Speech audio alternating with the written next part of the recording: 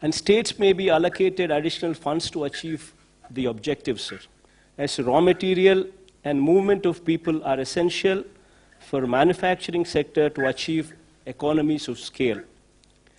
Though goods transport is allowed, sir, there are large obstructions to such movement, as many states have been enforcing stricter measures on migrant labor and such movements.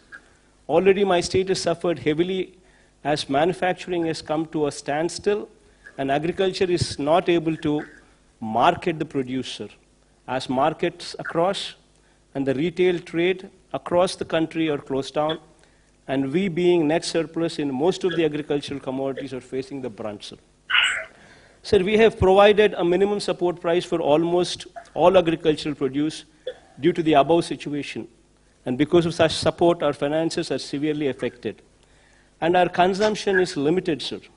The restrictions on interstate transport of goods has to be fully removed by all the states, and a situation has to come, sir, when a truck driver, without fear, should be in a position to travel anywhere with his goods without fear of being detained or quarantined, sir. We may all agree that the economy cannot be revived unless there is free movement of goods, migrant labor, and for this interstate boundaries must erase, sir. Sir, public transport is another sector which is affected unless restrictions on public transport across the states is lifted, sir. Movement of persons for attending to their work will be a major problem. Many people commute to their work, including the migrant labor, and if it is not allowed, sir, economy will not come back to normalcy. Sir, currently we've seen a situation where migrants are moving back to their original states. But if they don't come back once again to the states where they were earlier working, normalcy could never come back, sir. And for this, the stigma and the fear should go, sir. So sufficient physical distance inside the buses may, however, be maintained. Masks and sanitizers may be made mandatory in public transport. Similarly, sir, shopping centers can also be allowed to function with physical distancing and masks made compulsory, sir. Sir, while framing standard operating procedures, following points may be kept as the central idea, sir. Norms regarding physical distancing, norms regarding usage of masks, personal hygiene, special focus on rural and urban sanitation, sir. So the measures of upgrading our health infrastructure, sir, what I've just spoken about it some time back, sir, will cost us around 16,000 crores of rupees, sir.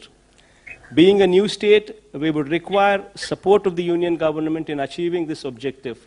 But, sir, apart from what you fund, sir, if the union government can support us by way of interest-free or low-interest loans with long-term repayment period, then we can achieve this objective easily, sir.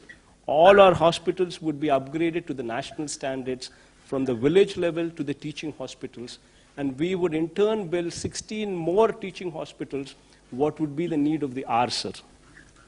Sir, we would also request that such loans towards health infrastructure, sir, may not be made part of the FRBM limits, so as to give us flexibility in ensuring other sectors do not face such fund crunch, sir. Sir, coming to MSME sector, sir. See, MSME, sir, MSME sectors is one sector, sir. In our state, we have around about 97,000 MSME units, sir, which deploy almost 9,70,000 people. Meaning to say, sir, every unit employs 10 people, sir, approximately. Sir, until and unless this sector is protected, until and unless this sector is handheld, this sector will collapse. Just imagine, sir, in our state, 97,000 units, which employ almost 10 lakh people. If this sector comes to a standstill, there will be unemployment everywhere, sir. So my suggestion, sir, if for your consideration connected to MSME, sir, for 6 months, sir, for 2 quarters, if you can handhold this sector. Maybe, every MSME unit has 10 employees in it, sir. Maybe 10,000 rupees per employee for maybe 6 months. will take care of at least 30 to 40% of their salary requirements without having to retrench anybody, sir. Otherwise, people would be just forced to remove them from jobs. Maybe complete interest subvention for 6 months, sir. For 2 quarters will help the sector in a big way, sir. So as far as agriculture is concerned, sir, MSPs to be extended to more number of crops, including horticulture, sir.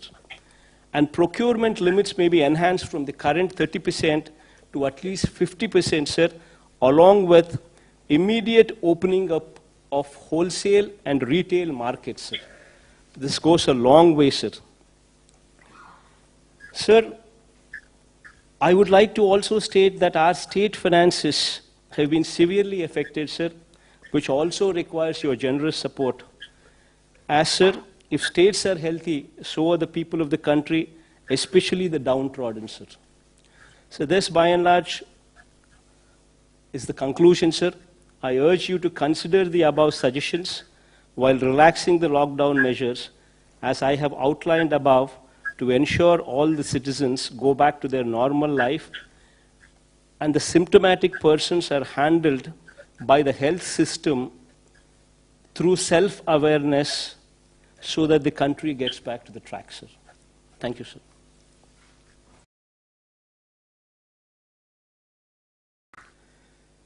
Sir, with 3,253 tests carried out per million population, Andhra Pradesh stands exemplary, sir. With 1.14% positivity rate, Andhra Pradesh has one of the least positivity rates in India, sir. And our mortality rate with 45 deaths stands at 2.27%. 3 rounds of syndromic survey have already been completed in our state, and approximately 30,000 people have been identified as vulnerable by our volunteers, ASHA workers, and ANMs. And we have tested all these cases as well, sir.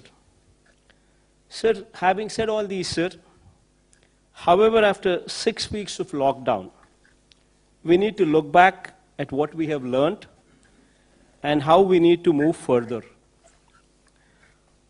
Sir, in my experience handling COVID response in my state, I strongly believe that, sir, first and foremost, if we need to get back to normalcy, the stigma over corona positive persons has to end, sir. Until and unless this fear and this stigma ends, we will not move forward. Corona has been made into such a stigmatic subject that families with persons who are positive are facing severe problems of social ostracization, sir. This has resulted in people not coming forward to report symptoms, which defeats the entire purpose of testing and identifying infected people.